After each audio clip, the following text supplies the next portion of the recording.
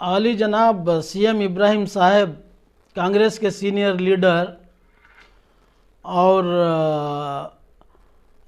सियासी रहनुमा आज कांग्रेस को इस्तीफ़ा देकर जेडीएस में जाने का ऐलान किए हैं, तो मैं उसका वेलकम करता हूं।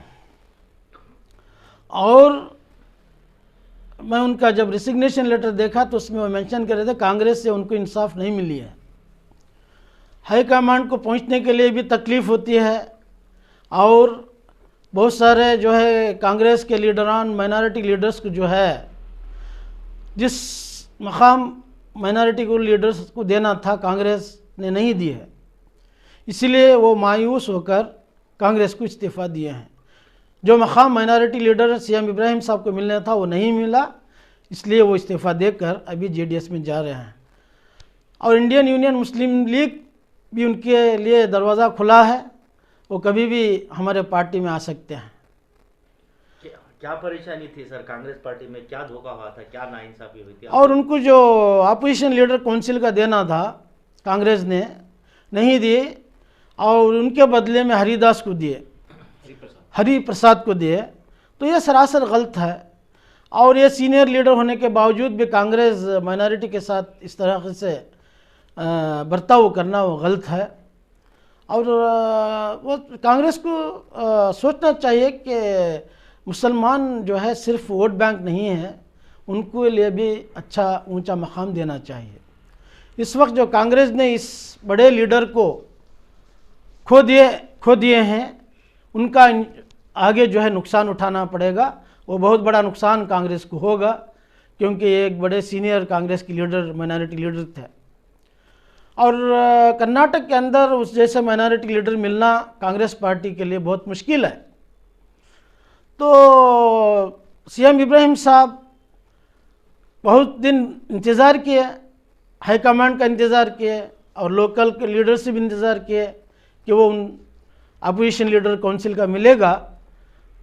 आखिरी में जो है कांग्रेस ने उनको धोखा दी, मैं बोल सकता हूं कि उनको धोखा दिए है, इसलिए वो नाराज़ होकर जो उनको पोस्ट मिलना था, जो मकाम कांग्रेस में मिलना था, सीएम इब्राहिम साहब को नहीं मिल सका, इसलिए उन्होंने कांग्रेस को छोड़ दिया।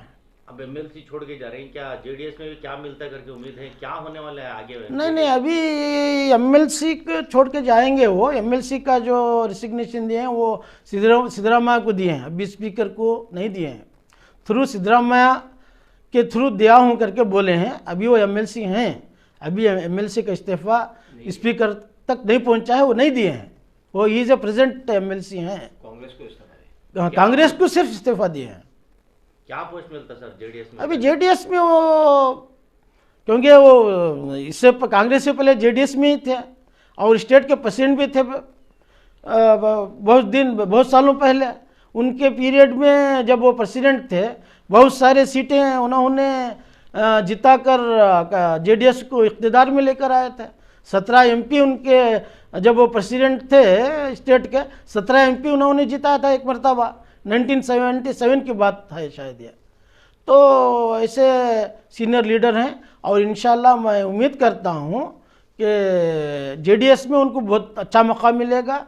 मैं इंडियन यूनियन मुस्लिम लीग से भी उनको कहता हूँ कि आप अगर जेडीएस में जा रहे हैं तो मैं इनको वो सीएम तक भी उनको बनाना चाहिए, क्योंकि चीफ मिनिस्टर भी मुसलमान बनने के लायक हैं कर्नाटक के अंदर। सिर्फ वक्फ बोर्ड माइनॉरिटी की मिनिस्टर ही नहीं है, वो सीएम भी बन सकते हैं, उनके पास वो इस्तिताअत है, सलाहियत रखते हैं। मैं समझता हूँ कि देवेगौड़ा जी और कुमारस्वामी जी उनको अच्छा मकाम देंगे और जो भी उनको जो इख्तियार देंगे उनको इंसाफ मिलेगा।